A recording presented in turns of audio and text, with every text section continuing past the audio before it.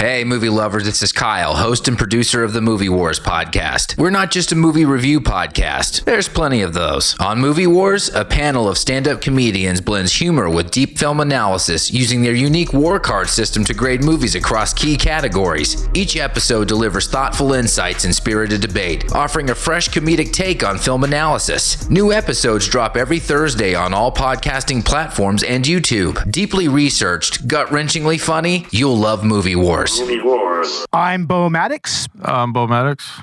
And I'm Bo Maddox. These motherfuckers, I swear to God. Okay, for real. I'm Bo Maddox. I'm Robert Ortegon. I'm Ashley Chancellor. And this is Collateral Cinema.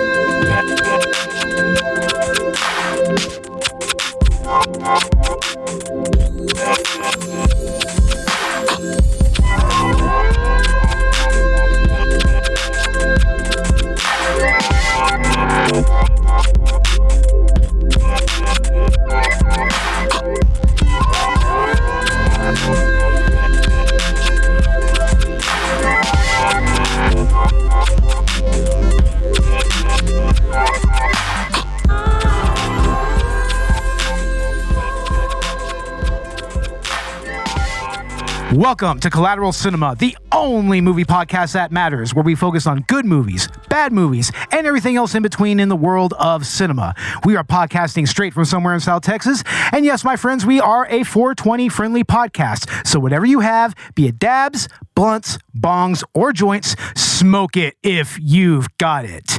And this is episode 2 of season 8 and our second episode of our spooky season content. How's the spooky season treating you guys so far? Oh, it's been good, like always, right? Yeah. I was going to say, well, technically, it's September 29th is the time of recording this. Has it really started yet? Yes, it has. I'm pretty much now calling this the beginning of the spooky season. You know, I mean, it's only a matter of days, to be honest. So, I mean, we're splitting hairs here. And true, and I mean, the Halloween decorations are already out. So, yeah. Well, I mean, to be fair, so are the Christmas decorations. At the same time. Right.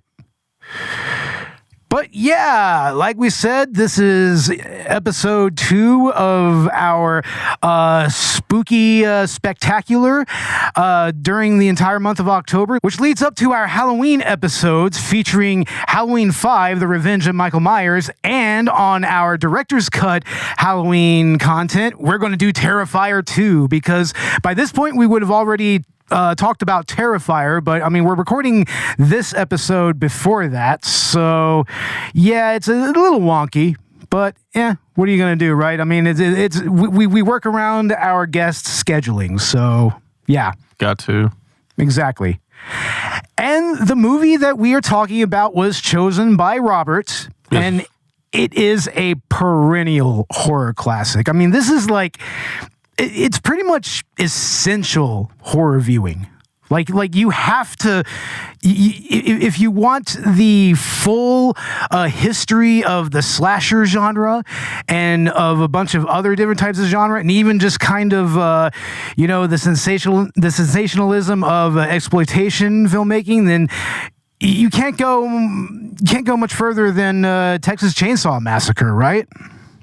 Which is the movie that we are talking about. Now, Robert, like we said, you chose this movie for the spooky spectacular and everything. What is your experience with this movie, and what does it mean to you personally? I think I remember watching it probably more than 10 years back. I remember seeing it like one time when I was a kid, but then like rewatching it again like 10 years later. It's like, oh, this is pretty badass. Yeah, it really is. Because, the remake actually stuck with us for a while, because that came out in 2003. So, I was still in school I was still in like, junior high at the time, really. Yeah, I mean, the remake is kind of its own entity. more or less. And it's popular in its own right as well. But this original movie back from the 70s, directed by Tobe Hooper and co-written by, I think the guy's name was Ken Hinckley or something like that. This is a 100% independent Texas-born movie. Like Tobe Hooper, he was coming up in the Austin scene back in the day, and he started off as more of like a documentary filmmaker and whatnot. And he was just kind of going from project to project, and the premise for this movie was just kind of knocking around in his head for a little while, and it's kind of interesting. It's kind of interesting how he kind of came upon the premise. It was actually kind of based on an incident where he was standing in line at a hardware store. And this is where he got the actual premise for the chainsaw. He saw all the power tools in the chainsaw, and then he thought, man, I could get through this crowd really quickly if I had a chainsaw and just mowed them all down. Pretty much. So that was pretty much the whole impetus for the chainsaw part and everything. And then, of course, elements of it were inspired by Ed Gein, too, right? Yes, and we will definitely get into that. But I mean, there's a lot of inspirations for the story of this movie and for the characters in this movie. Like, the story, of course, was born of more or less of the political and cultural strife of the time. I mean, he was. This was the time of like the Nixon administration. This was the time of Watergate. This was the time of the oil crisis happened in the early to mid 70s and everything. Like I think not even like a year before this movie came out, and Tobe Hooper basically just took inspiration from everything that was going on around him, and as was de rigueur for a lot of filmmakers of his time, and he just made this really, really nasty, angry, and violent movie. I mean, and you really, really get that feeling pretty much from the get-go. I mean, from that iconic text crawl all the way up to the chainsaw chase scene and everything with Sally and Leatherface. I mean, there's just this feeling of just dread and just ugliness throughout the entire movie, right? I mean, this was banned in a few countries, wasn't it? Yeah, it was banned in a few countries because its reputation just started to kind of precede it, which is very ironic given that Tobe Hooper was going out of his way to try to make this movie like G-rated.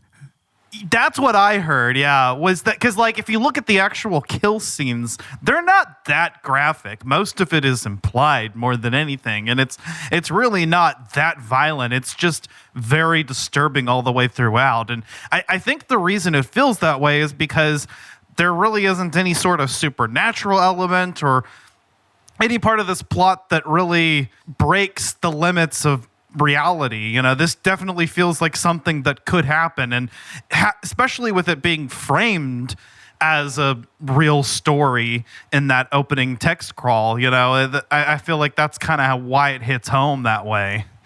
Well, there's a reason why the text crawl is the way that it is. It's pretty much sets the whole premise that this was supposedly a full-on true story, that the events of this movie actually happened in Texas, and that there was an incident where multiple people were massacred by a family. Right. But of course, that never happened. They frame it there that was a way. reason. Yeah, they frame it that way, but there's a reason why Hooper chose to do that. And it was basically a political statement because they were just coming out of Watergate and everything, where the government just spent a good couple of years lying to the general public, just lying to everybody, like with Nixon and everything. I am not a crook. Exactly. And yeah, basically the whole premise of why they lied and said that it was a true story was basically referencing the lies of the government to the citizens of the United States at that time. It was a direct reference to government corruption and the lies that prop it up.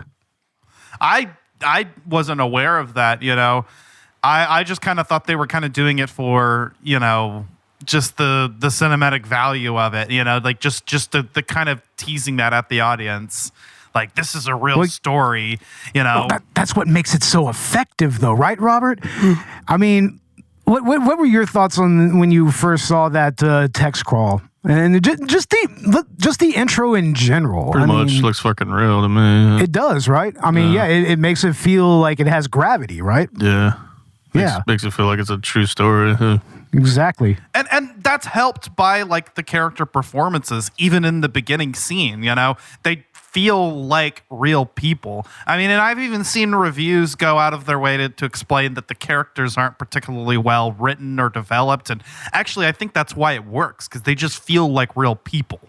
They don't feel like characters that scripts were written for. Yeah, there is a little bit of a voyeuristic quality to how we are presented the story of these individuals, like a documentary of the accounts of what happened. Yeah, and that goes back to Hooper's experience as a documentarian. So I mean, he knew how to really kind of get that gritty, realistic quality to his shots, but also still work with the cinematographer to make really cinematic shots, which we'll talk about here in a little while. But I mean, it's really. The intro of this movie is really interesting in its own right, because after that crawl, which is done wonderfully by John Larroquette, which apparently he did for marijuana. He did that for weed. He was straight paid in some straight up dankage to do that. Hell yeah. Fuck yeah. And it's like one of the more effective parts of that crawl is that it's read to you, It's kind of like, with Star Wars, that opening crawl is made effective by the accompanying score and everything, just that da da da da da and everything. Well, it's kind of similarly done here, but with a voiceover, and it just sets that mood perfectly. And it still tells you everything that you need to know about it, but still obfuscates as well, and it adds to the tension of the movie. Yeah, 100%. And that permeates the entire film, like starting with their reactions to this shit that just happens. Mind you, this is exhibit A of why you do not pick up hitchhikers. Like, absolutely. I don't give a fuck. It's just like, just keep driving. Today you can call the cops. You can get on your cell phone and you can call and say, hey, I'm, if you think that somebody's in trouble. Out. Yeah, exactly. This person's running all over the road, bleeding out. Shit, I don't know if it's a trap or what. Shit. Exactly. Yeah. You don't know what the fuck is going on there. Yeah. Try to lure you in, or Exactly. We don't know. Just keep fucking driving. Just keep fucking driving. I mean, it was the same way in the remake, right? Where they pick up the girl and then she just like shoots herself in the head, Yeah. Almost exactly. identical scenario. They pick up someone who seems a little bit off, and it's like, okay, should we really have picked this person up? And then over time, it gets worse and worse, and then boom, and then starts it's like, to get weird. Yeah. Exactly. Yeah. Kind of like The Hitcher, right? That, if you ever seen that movie. Of course, in this scenario, we have the character of Franklin also, who reacts a little bit differently to the rest. I mean, he's someone who's kind of an outcast himself. So really, he's kind of just fascinated by the behavior, about the behavior of a man who would take a knife into his own hand, because, what does it take to do that? 12 pounds of pressure. Yeah. Well, here's the thing about Franklin, though. Played by, I think the actor's name was Paul Partain or something like that. Let me see real quick. Yeah, Paul Partain. That's his name. He was pretty much in character as Franklin the entire fucking movie. The entire time they were filming this movie. So he annoyed the living shit out of his co-stars and everybody on set, and people just avoided him because of it. And he is kind of the catalyst for a lot of the really negative things that happen in this movie a little bit. So when you say he was in character, was he rolling around too? I think all he the time? was. Yeah, I think that he was. He stuck to the wheelchair and he stayed in character as Franklin. You know, he full on method and everything. Jesus Christ. Yeah, to the point that he alienated the rest of the cast. Well, that works then to the benefit of the script because you can tell there's a little bit of a divide between them. You know, he feels like the guy that his sister just kind of brought along. Yeah, that kind of worked out for that one scene when he was like making fun of everybody or just going off. Yeah. It's like when Franklin is freaking out at their grandparents' house and everything, and he's just like, oh yeah, come on this trip, Franklin. It'll be a lot of fun, Franklin. Yeah. And then he starts just blowing raspberries and everything. Yeah, you can tell he probably practiced that. It was very method too. Very method. Yeah. Shit. No, you could tell. I mean, and he was in full on Franklin mode. Dude, I probably would have smacked the guy after a while. You know, Yeah. I won't lie. Being a pain in the ass. Yeah, no kidding. But I mean, in the end, he's the one that applies an extra layer of tension over everything because, I mean, just listen to all of the questions that he asks. You know, I mean, it's all. He's pretty much just completely fixated on the hitchhiker and what he did to himself. And if you even notice after that incident, he starts to become really fixated on that knife and everything, right? Yeah. Like he even starts kind of stabbing things and everything. He starts it's like that kind of brought a change in him that makes him kind of want to act out in a violent way in his own right.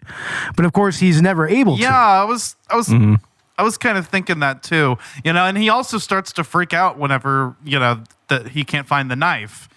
And Yeah. He starts to flip out because I mean that was kind of his binky a little bit, I guess. You know, a security blanket, if you will. Little fidgeter, just pick his nails with it. Exactly. But yeah, the cast itself.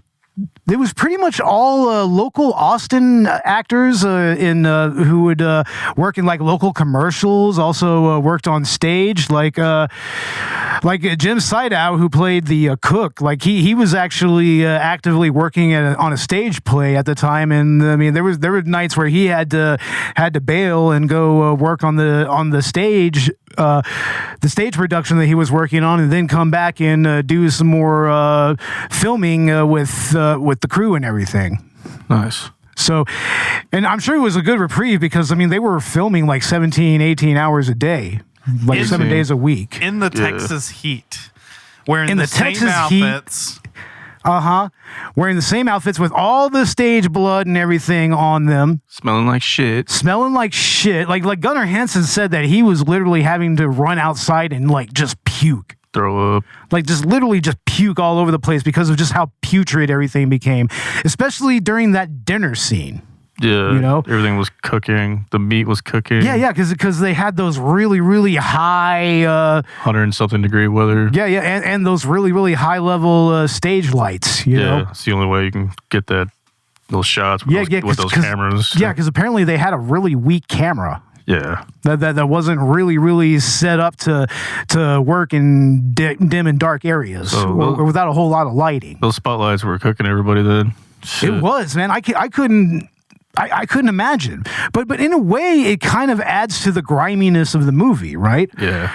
I mean, by the end of this movie, everyone you can see it's just so visibly sweaty and gross. Yeah, and that's the lighting and then the heat inside the house, too. I mean, Gunnar Hansen said that his BO was reeking at that time. Yeah, I mean, it's so there's body odor on top of all the other putrefaction going on in the goddamn house. And all of those... pretty much all of those props in the family home, in the Sawyer family home that were made of bones and everything, those were all real bones. All real, yeah. And there was a lot of actual decaying carcasses that they had to pick up locally. Yeah. Yeah. So, I mean, they had to pretty much load that house up with a bunch of animal parts that were just cooking in the heat. So as you can imagine, that had to have become toxic like almost immediately. Oof. Breathing that shit in it. Right? Fuck. Hell no. Yeah, I can only imagine. Like we live here, so we know how it gets, and in that summer heat. Well, I don't know when this was filmed, but like sometime in August in the summer. Yeah. So yeah, August is usually still a pretty warm month for us. Like even going halfway into September, it could still be getting up to like in the 90s to the hundreds, maybe. Yeah. So I just watched the scene on my TV where they walk into the house and there's that nest of daddy long legs, and that is also such a Texas country thing. that is such a. I remember that growing up. Whenever we'd go into like our shed or our tack room and everything, and there'd just be a big old clump of them. All you'd have to do is just go up there and just barely touch them, and then they'd just explode just everywhere. That brought back some interesting memories. But you're right. That is totally a Texas thing. It's like hair growing. Yeah. They're almost like walking strands of hair. All together, it looks like hair. Yeah, it looks like a big old hairball. Yeah. I mean, that is totally some shit that if you haven't grown up in rural Texas, you wouldn't know anything about it. Yeah.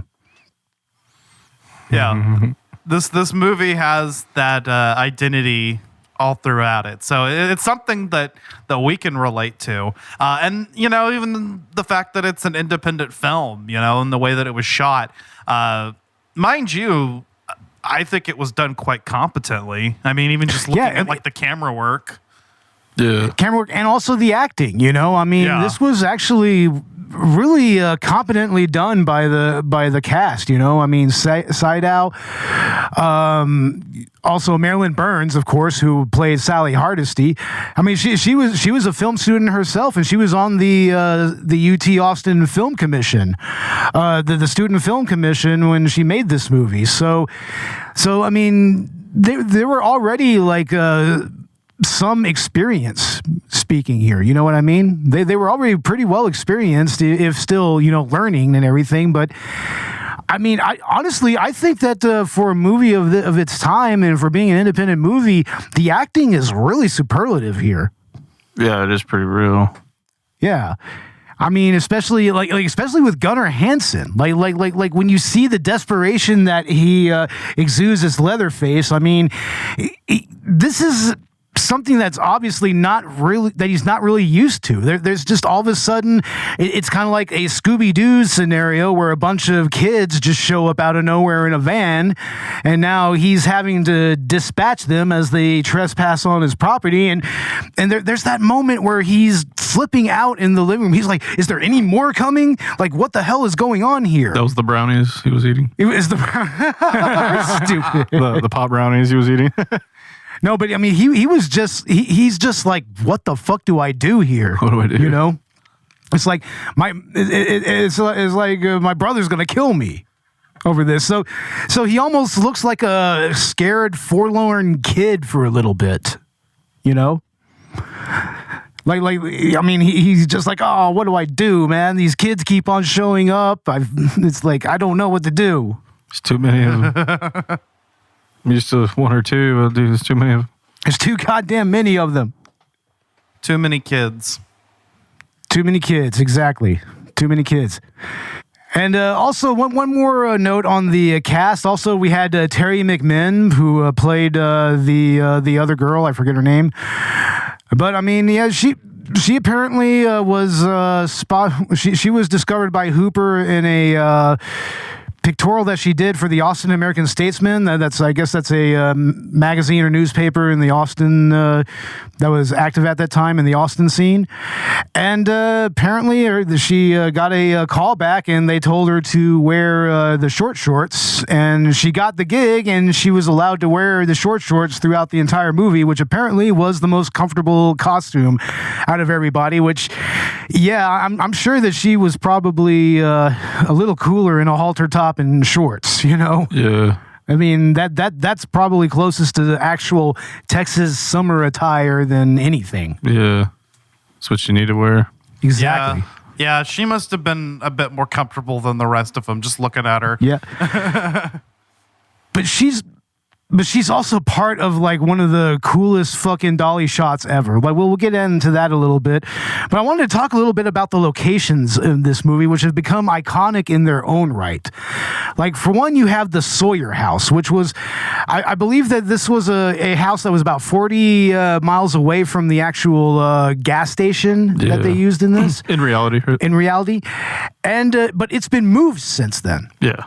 It was moved to I think outside of Kingsville somewhere. It's like a bed and breakfast place now. Yeah, no, it's a restaurant. Restaurant. It's a straight up restaurant now. Yeah. Apparently, they do like brunch. They do reservations, and like you can straight up eat in the dining hall where the family dinner scene was shot. Yeah, they and everything. moved that entire house. Crazy. Yeah, that's pretty crazy that they could take and take something that was it was an early 1900s farmhouse. Like that house already had history to it.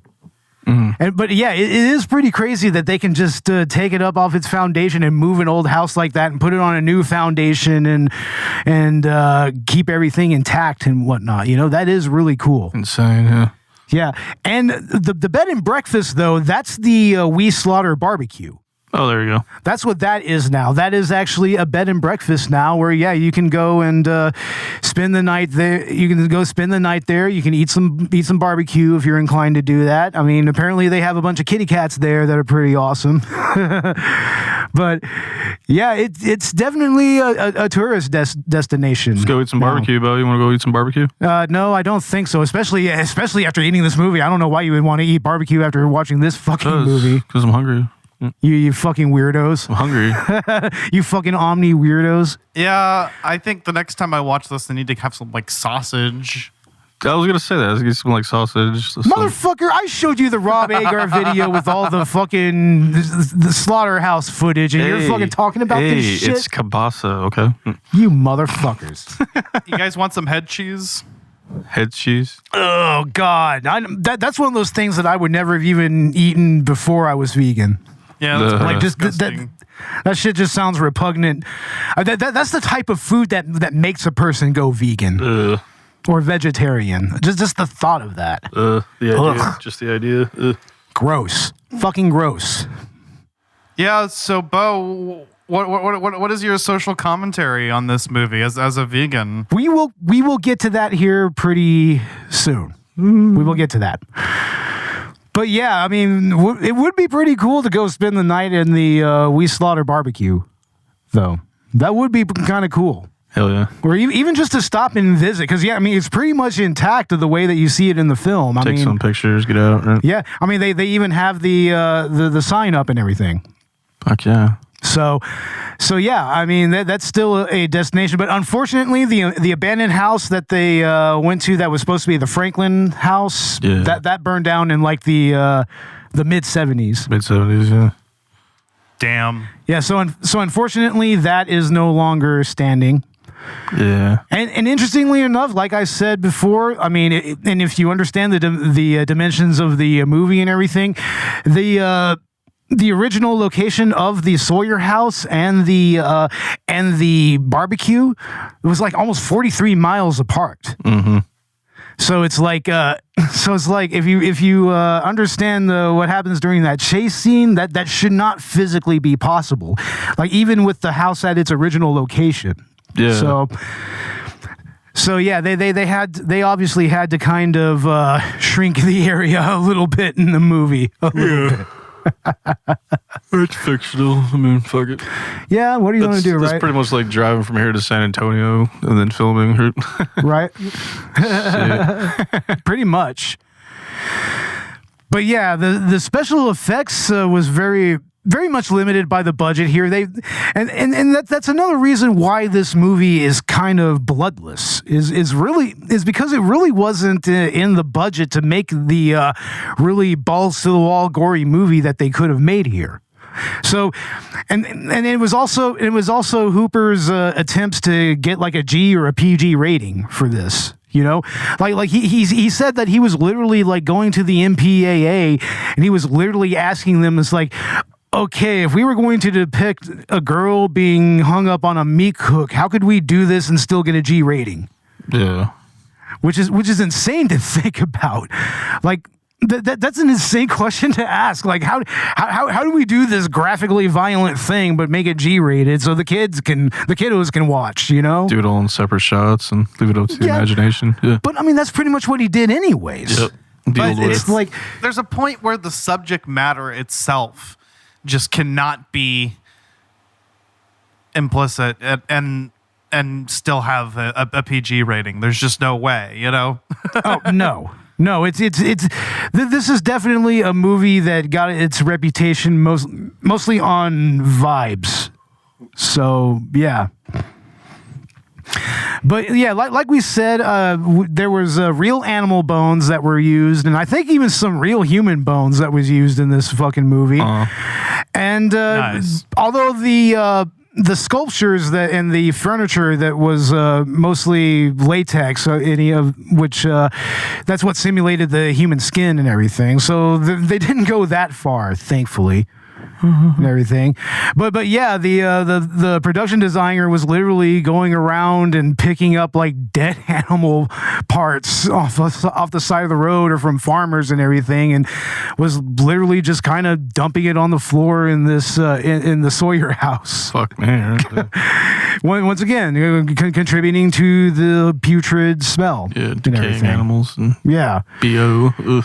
Oh, yeah, all that nastiness. Gunners, Ugh. stinky ass. Ugh, gross. and then there's the whole thing with Marilyn Burns having her finger cut, Yeah. you know, and the grandfather is sucking on it.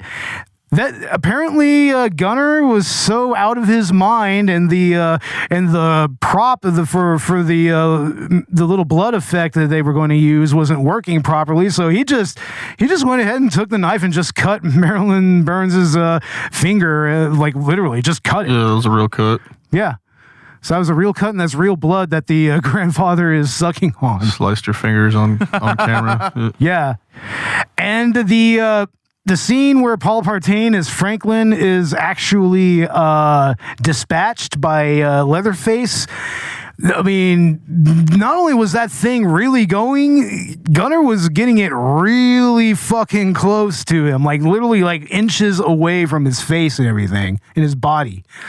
Like, fuck. like he was literally told to just stay very still, or you might actually get injured and you might die. So,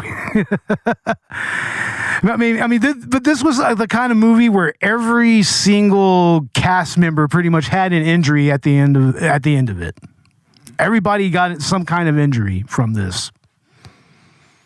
Yeah, that sounds about right. I mean, that's the easiest low budget way to do it, right? It's like that's the lowest budget way to handle About it. You know, we don't need $100,000 budget. Yeah, we don't need to do effects for injuries. Just give them real injuries. Just give them all.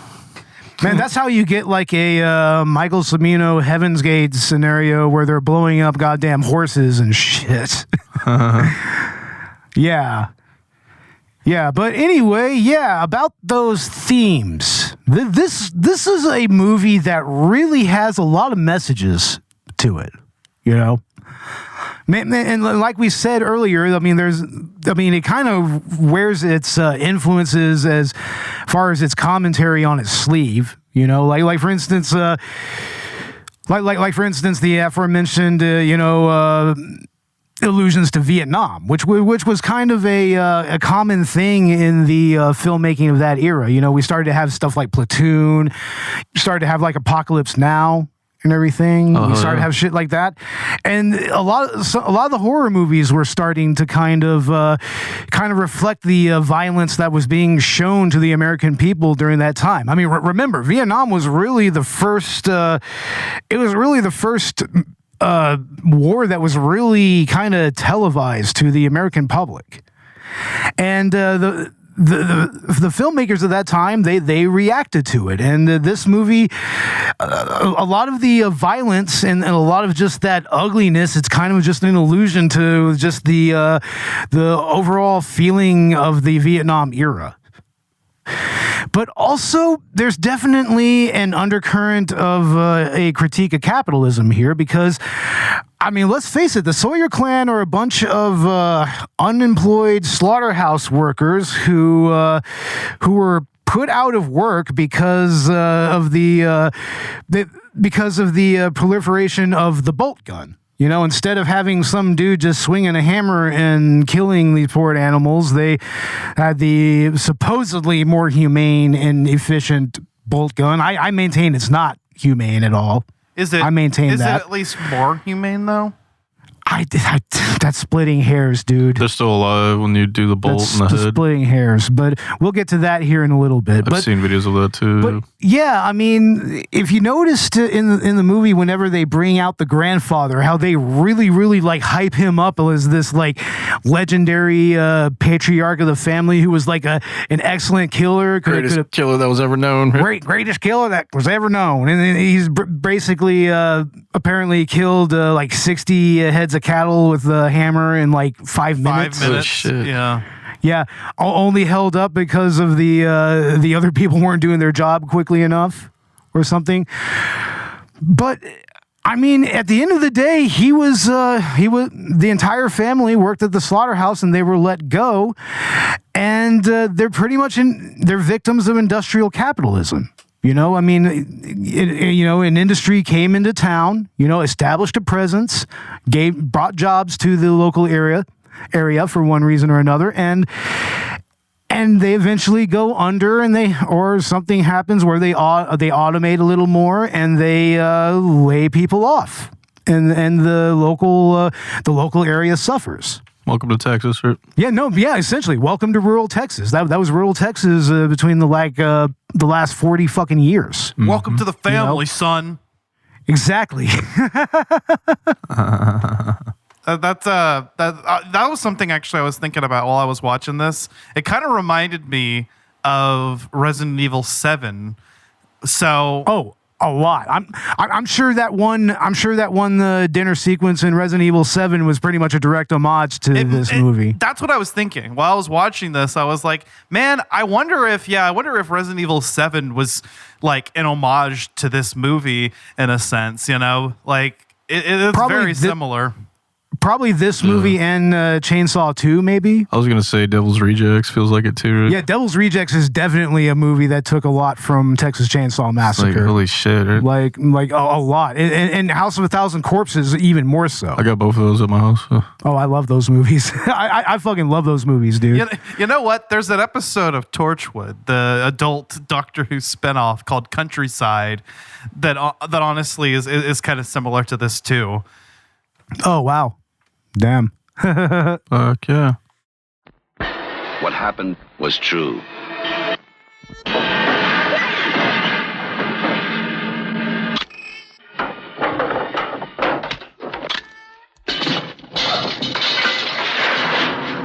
The most bizarre and brutal series of crimes in America.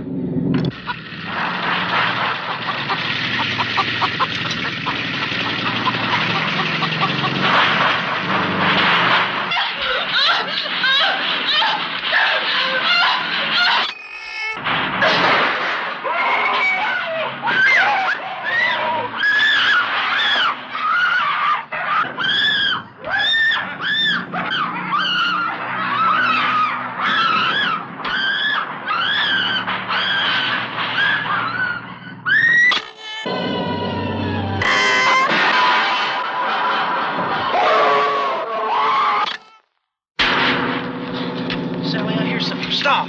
Stop! This is the movie that is just as real,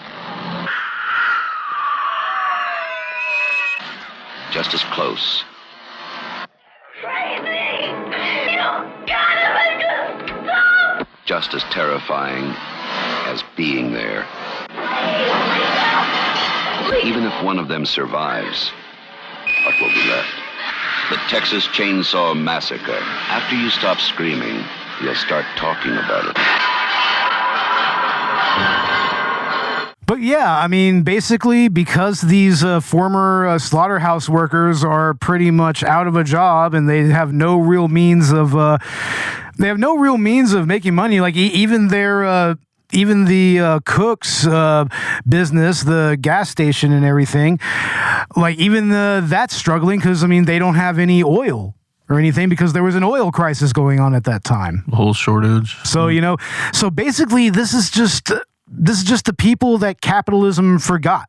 And in lieu of all of that, they pretty much kind of created their own kind of mini industry of human meat and everything. They were forced to cannibalize it. Yeah, they're forced to cannibalize, and they pretty much industrialize it. There you go. Texans, You know?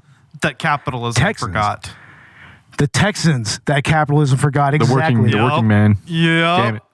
The Y'all- fucking working man. Damn it. Y'all know how they get, you know, like y'all see. I mean, I feel like this is probably like the 5th episode where we said something to this effect, but you know, this is something I could almost see happening in Bandera County. Oh, there's already been some ragged ass shit that's happened over on the dock and everything. Oh, yeah. Yeah. So yeah, no, that's not outside of the realms of possibility because this is also another town that, especially when the lake went away. I mean, the local economy kind of took a nosedive. Yeah, there was that one incident in Warden's Dock where like several bodies were found in a house. Too, Yeah, that did happen. with the Yep. yeah, it was, oh man, holy shit. Yeah, that's hardcore. We actually had a case where someone was dismembered, didn't we? Yeah, that has happened. A few of them. A few of them. But yeah, I mean that just speaks to, I mean, these types of towns, like we said, you know, capitalism left them behind, and you know they get up to some gnarly shit. The Democrats. Damn Democrats! God damn it! Goddamn hippies. Communists. And also the whole family structure of the Sawyers is kind of interesting. I mean, I think Hooper was really kind of satirizing family dynamics, but especially family dynamics in like a sitcom setting, kind of. Because, I mean, when you really think about it, the cook, the hitchhiker, and Leatherface, they all kind of fit current like archetypes of the family, right? I mean, Leatherface is kind of playing the wifey there. You know, Seidel's character, the cook, he's pretty much the breadwinner. You know, he goes out and he makes the money and brings it home, and the hitchhiker is pretty much just the rebellious teen. You know. So it just kind of takes those family dynamics and it just kind of pokes fun at it a little bit. Leave It to Beaver family coming Yeah, home. yeah. It's like a really, really fucked up, distorted Leave It to Beaver kind of. It's funny. And Leatherface actually respects the cook. You know, He does. he seems to have this fear of him, like he's just like an abusive father or something. And yet we never really get a full-on confirmation of what these people's family ties are, you know, because one of the other things that you notice is that there's no women in this clan, and there's no matriarchs in the Sawyer clan. We see a corpse of maybe the grandmother. The grandmother, she's decaying up in the attic. Yeah, she's decaying up there, psycho style and everything. But of course, the male patriarch is still, even though he's on his last leg, he's still ticking. You know, he's still alive and everything. Insane. Well, you just need to go watch Leatherface to get the origin story, right? Oh God, I don't know. There's like 10 fucking origin stories in this franchise already. Yeah, there's like the beginning. There's the remake, and then there's like the beginning of that too. Yeah, exactly. Holy shit. Yeah, they already did a movie called The Origin, didn't they? Yes, they did. Yeah. But that is weird, right? It's like, I mean, there's no mother here. There's no sisters or anything. There doesn't even seem to be any indication of any feminine presence in the household, period. I mean, except for Leatherface. Leatherface takes up the feminine archetype there. Yeah, putting on makeup and everything. Too. Yeah. Taking the dead skin mask and putting makeup on and everything. Yeah. I mean, and And so, yeah, it's just kind of a send-up of traditional American family dynamics, and it also kind of undercuts the comedy of this movie. I mean, this movie is funny. Yeah. You know, and that scene especially is kind of a hilarious scene, sort of in its own right. What do you think it is for Leatherface then? Because like, is it drag?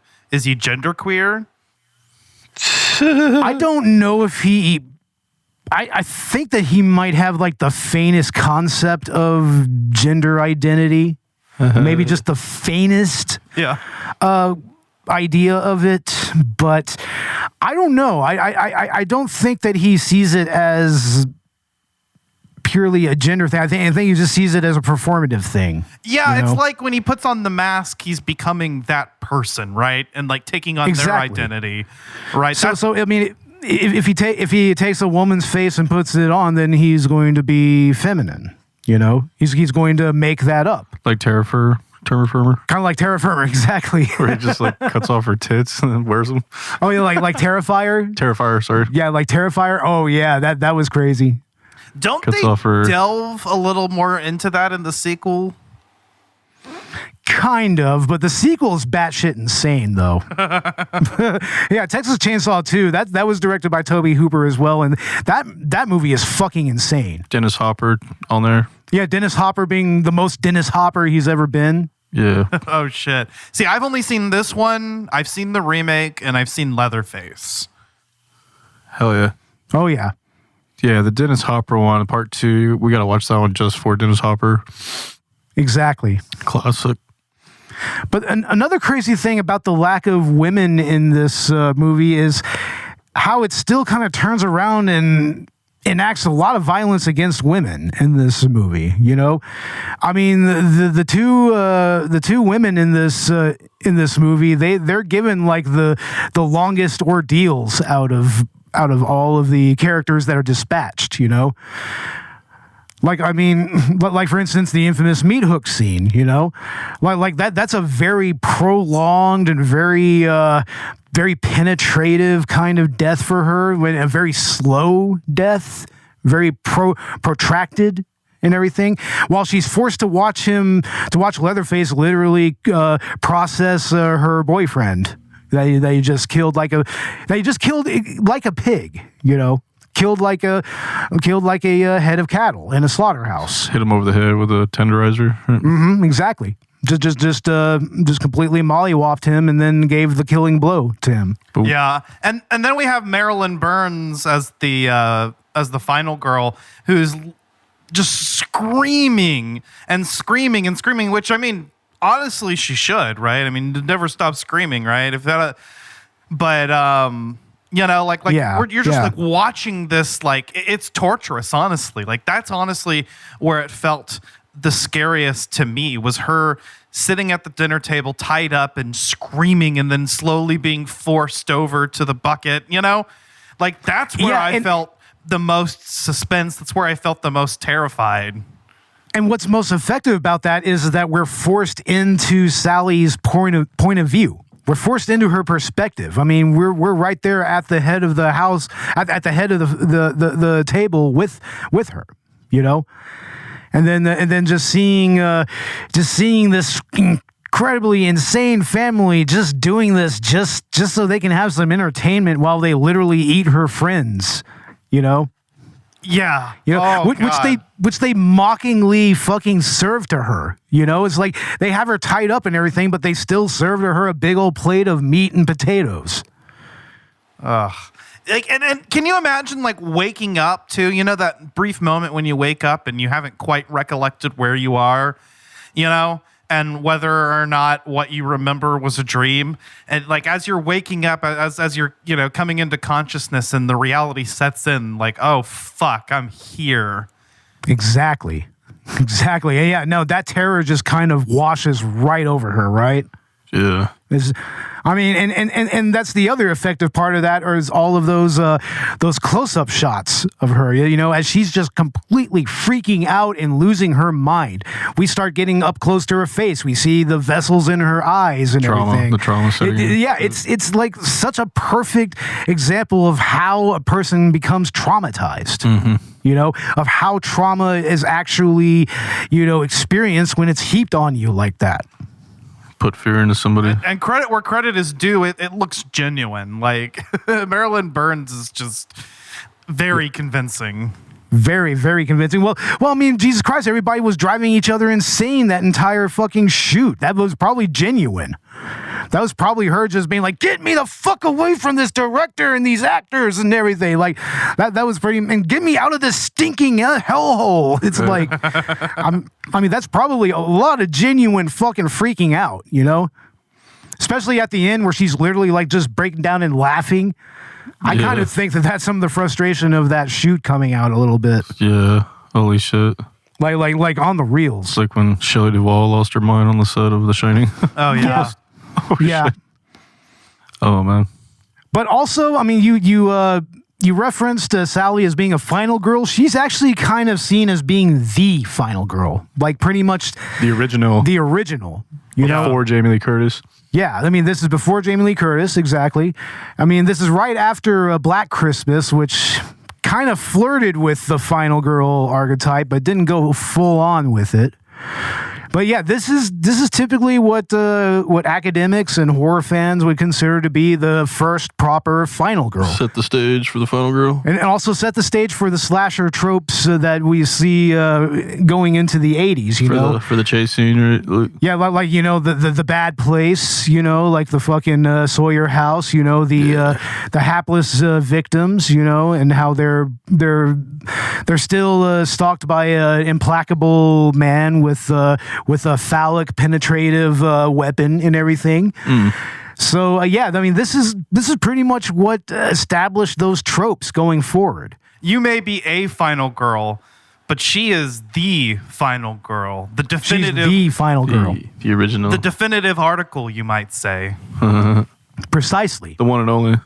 But that brings us to another thing that I wanted to talk about, which is, of course, the one that's a little more germane to me personally, and that's the animal rights and vegan/vegetarian angle of this movie, which I think is actually almost not really subtle.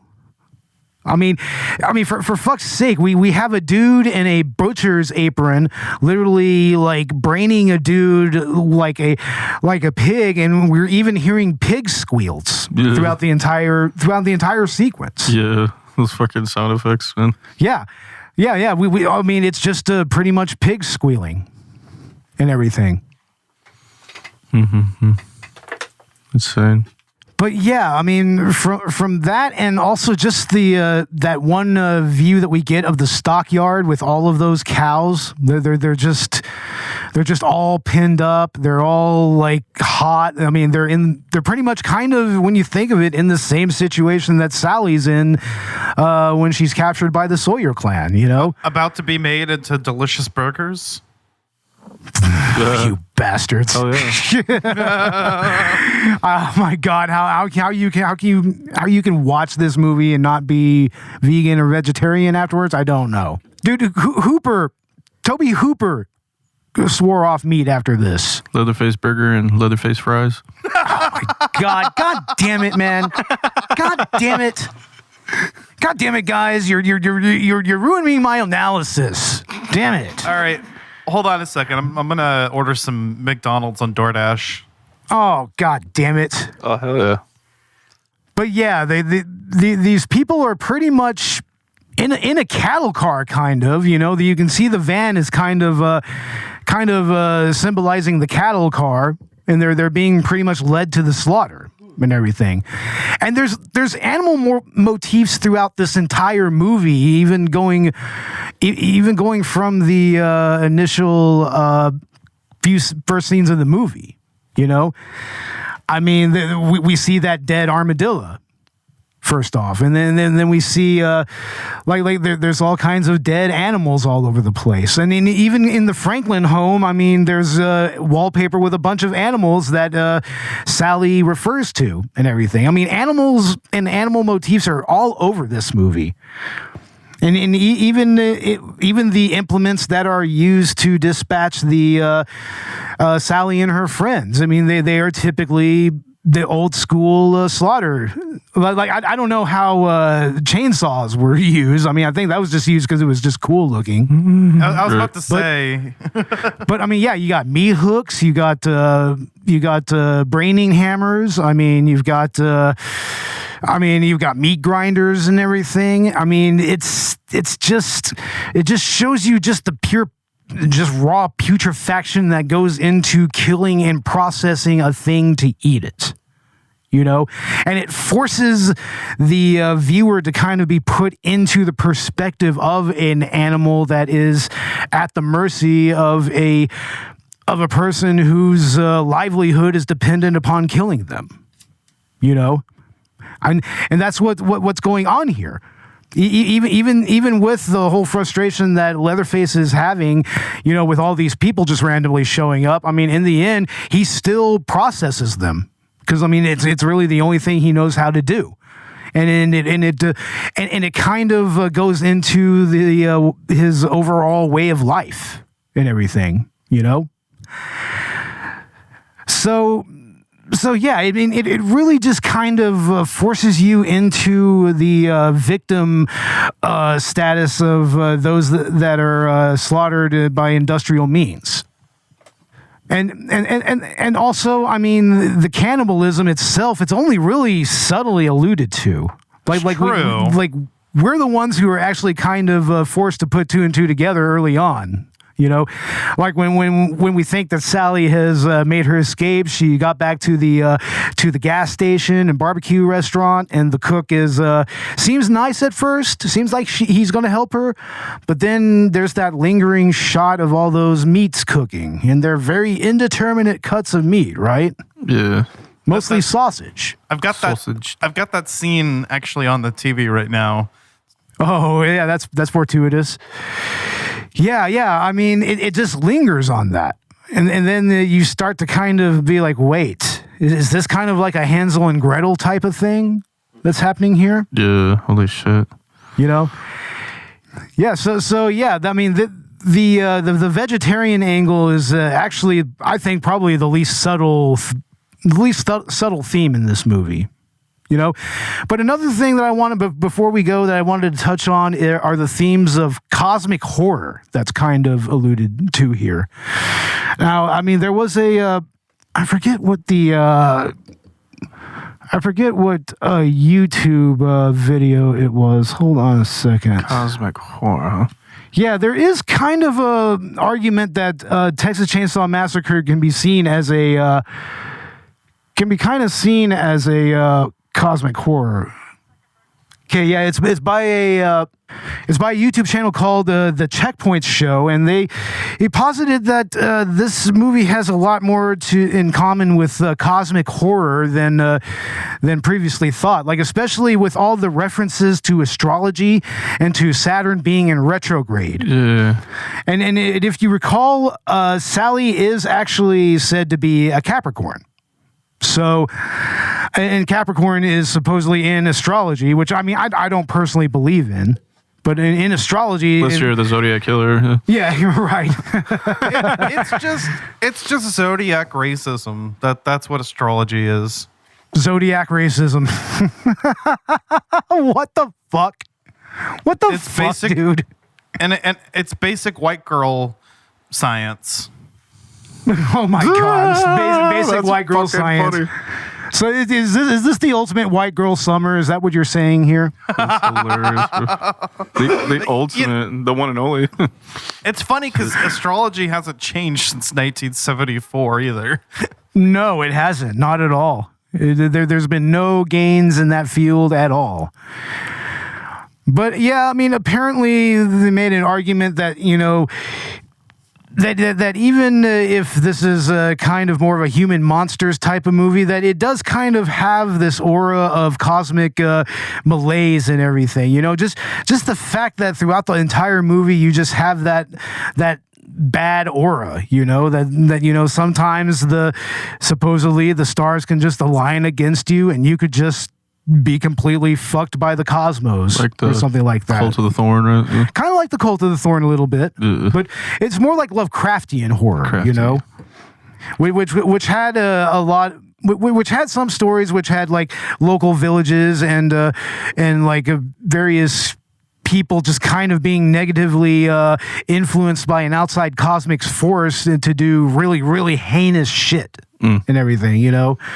So, I mean, you could kind of make an argument that that might be kind of the undercurrent of the events in this movie, that it's really just basically just everything aligning against this group of people. And just sometimes the universe just spanks you, you know? Yep. So it does, and there's really nothing you can do about it. Just take it, really. But yeah, I think that we'll go ahead and get into final thoughts now. We've talked about this movie for quite a bit. Robert, since this was your movie, I'll go ahead and start with you. What are your final thoughts on Texas Chainsaw Massacre? Yeah, it's a great movie to watch every once in a while.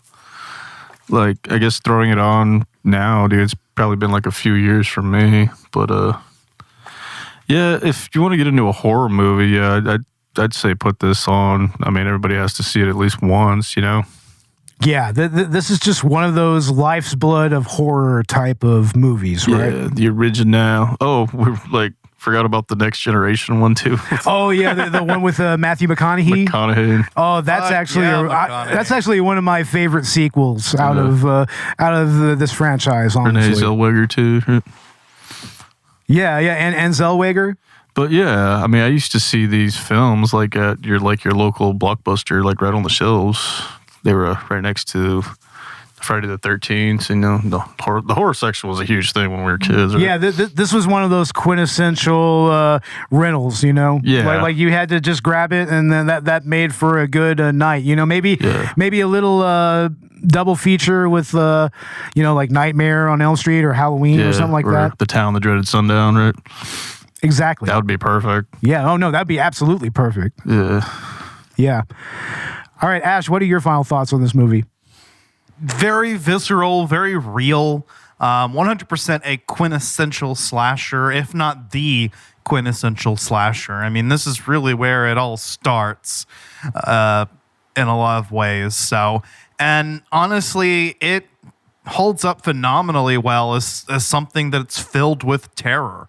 I mean, this kind of scares me in a way that a lot of slashers of this era don't today. You know, this remains terrifying, and it gets better with every watch because you notice more and more of the themes that they've put into the storytelling. And you can appreciate, again, like the cinematography, the performances, just the little details, and just the griminess that permeates every inch of this film. Yeah, basically cinema history here. It really is. Shit. Yeah, absolutely. Yeah. Now, as for me, my final thoughts on this movie. First of all, most vegan movie ever. I don't care what you motherfuckers say. Don't at me. Don't change my mind. It's like, no, this is the most vegan fucking movie ever, and y'all should be vegan after watching this.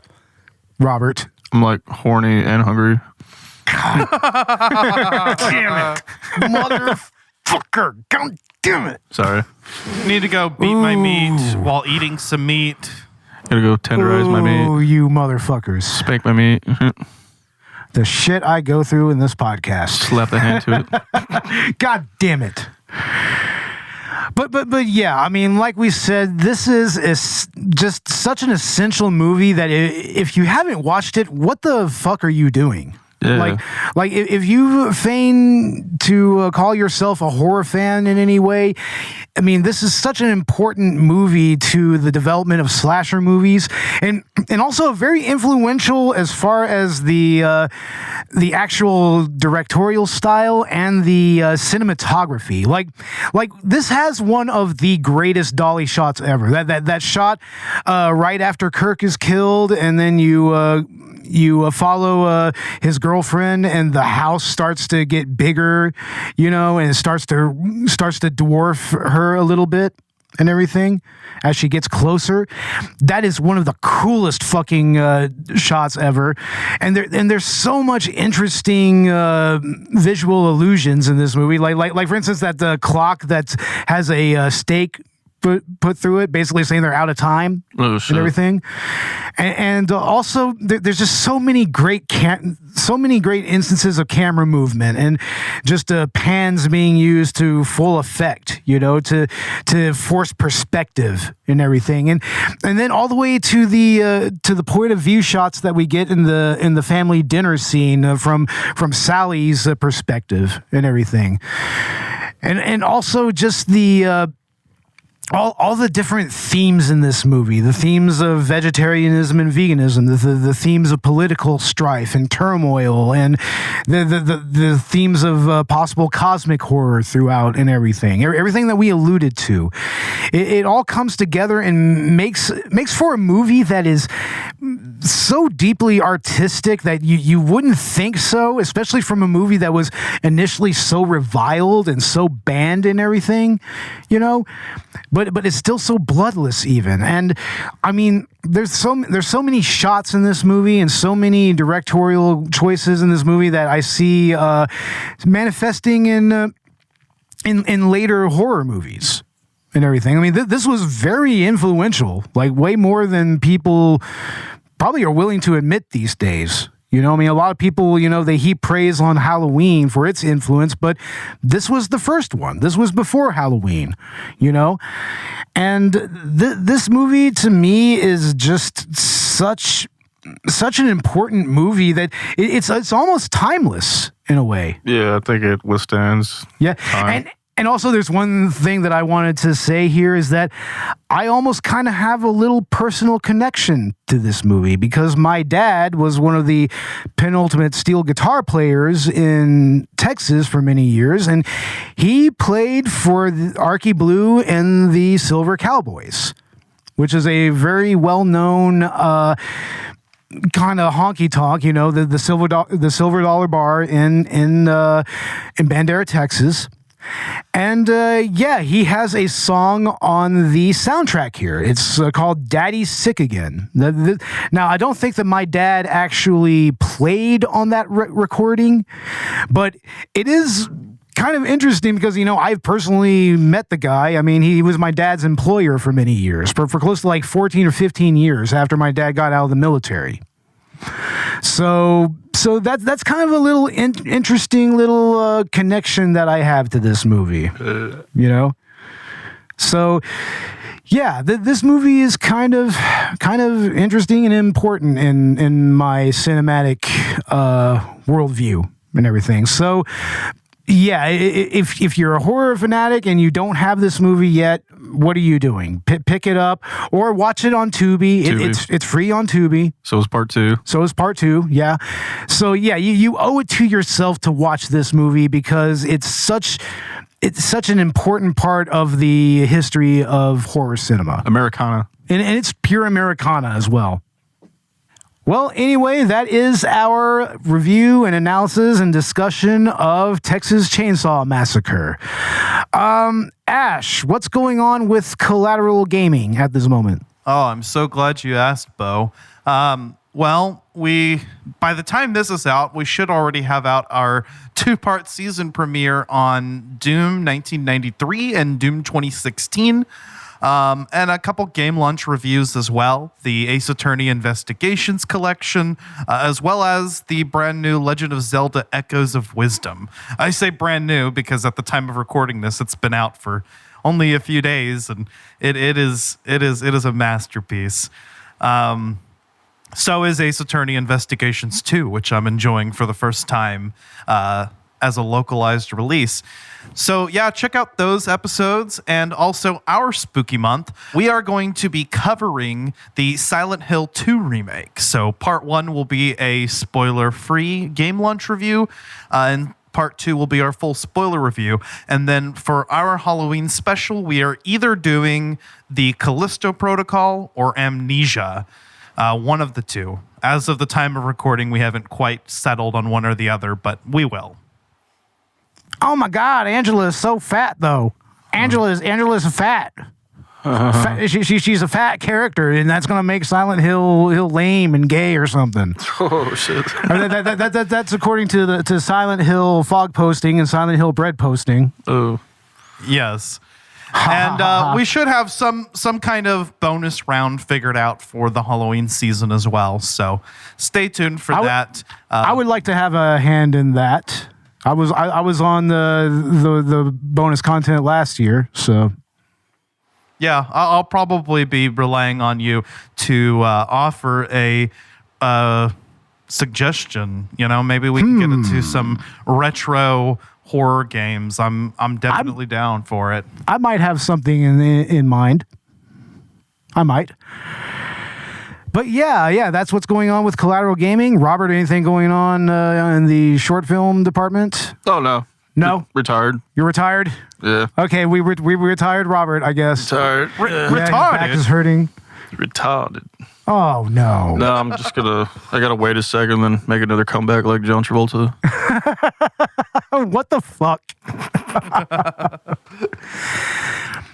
Yeah, but with Collateral Cinema, by this point, we will have already debuted our season premiere with Stu from Stu World Order pulling in the second year in a row as on our season premiere. And we are talking about Damien Leone's Terrifier. I finally got to watch this movie. I mean, I don't know why. I just haven't gotten around to watching it. And man, this was cool, man. I can't wait to talk about it. It's an interesting kind of progression of the slasher genre. So we're excited about that. And also our Halloween special coming up is going to be, we're going to be joined by Kaylee from Once Over with Kaylee on YouTube. And we're going to be talking about Halloween 5, The Revenge of Michael Myers. That's the second part of the Thorn trilogy, right, Robert? Yeah, part 5, right? Exactly. Hell yeah, it's gonna be great. Oh, and almost forgot. One more item on the Collateral Gaming list in October or possibly early November. Of course, Call of Duty Black Ops 6. I'm actually flying out to meet Zachary in Georgia. So we're going to be playing the game at launch together and possibly recording something. Excellent. Yeah, that's awesome. Hell yeah. But yeah, look for our next episode after this one, which, like we said, is going to be the Halloween episode. And for the director's cut Halloween bonus round edition or whatever we're going to do Terrifier 2.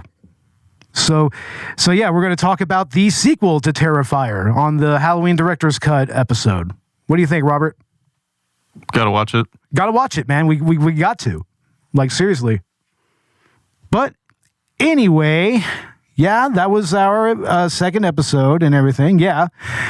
And you can find us on Good Pods. You can find us on Spotify, on Apple Podcasts, and wherever else you get your podcasts. We're also on YouTube. You can find us there. You can find us and Collateral Gaming on all the social medias. But for Collateral Cinema, we are on Twitter, we're on Threads, we're on Blue Sky, we're on Instagram, we're on Facebook, and we are also on Reddit and TikTok. So find us there. And also check us out on our TeePublic store. We are a TeePublic affiliate. We have some basic designs there for our listeners, but here as the season progresses, I believe we're going to try to get some more interesting designs up on our TeePublic store. And also, you can find us on Patreon and Buy Me a Coffee. And also, I believe that if you look in our social media, we also have our Podbean affiliate link. So if you're starting up a podcast and you want 1 month of free hosting, sign up there. But anyway, anything else to add, guys? Nah. All right. You gotta go out and party and celebrate season 8 now. Oh, definitely. Yeah. We need to celebrate the spooky season and celebrate the beginning of the season. So we gotta go bar hopping. Texas. Yeah. In Texas. Oh yeah. Hell yeah. Let's go bar hopping. Bar hopping. Yeah. No, we need to go bar hopping 100%. Let's do it again. I feel like it's been months. No. Yeah, it's been too long. It's been a while. Yeah. But with all of that said, I'm Bo Maddox. I'm Robert Ortegon.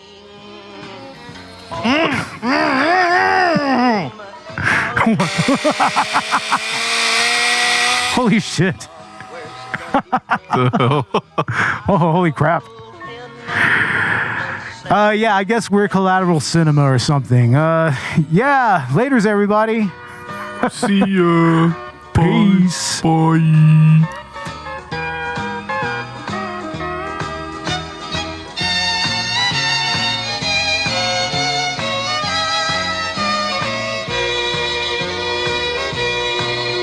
The nights are always cold and lonely.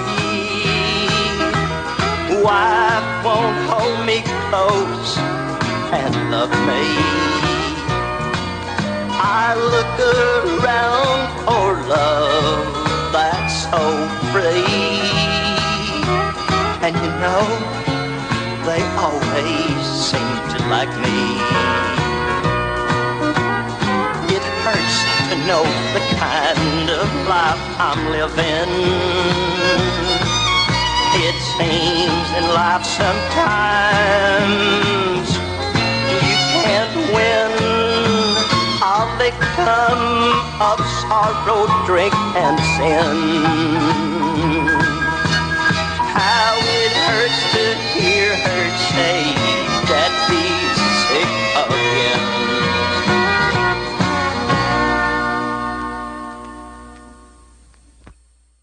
Collateral Cinema is a Collateral Media podcast. All music and movie clips are owned by the respective creators and are used for educational purposes only. Please don't sue us. We're poor.